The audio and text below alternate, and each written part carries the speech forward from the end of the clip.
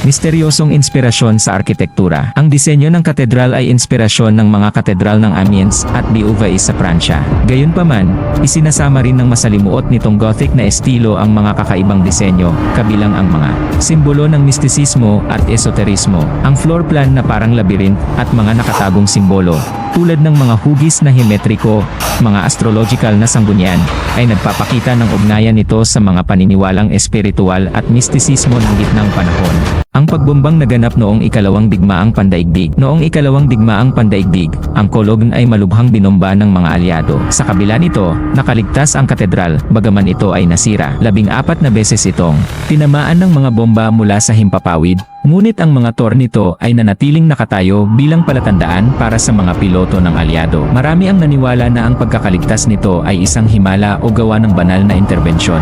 Nakatagong mga relikya at kayamanan. Ang gintong shrine ng tatlong hari, na sinasabing naglalaman ng mga buto ng mga mago, ang pinakadakilang kayamanan ng katedral. Ang shrine ay isang masalimuot na ginintuan na reliquary na pinaniniwalaang ginawa ni Nicholas ng Verdun noong bandang 1100 Bukod dito, may mga nakatagong medieval na fresko, mga eskultura, at mga altaryo mula pa noong daan-daang taon na nakatago sa mata ng publiko, at ang iba ay naaabot lamang ng ilang klero o mga manggagawa sa restoration.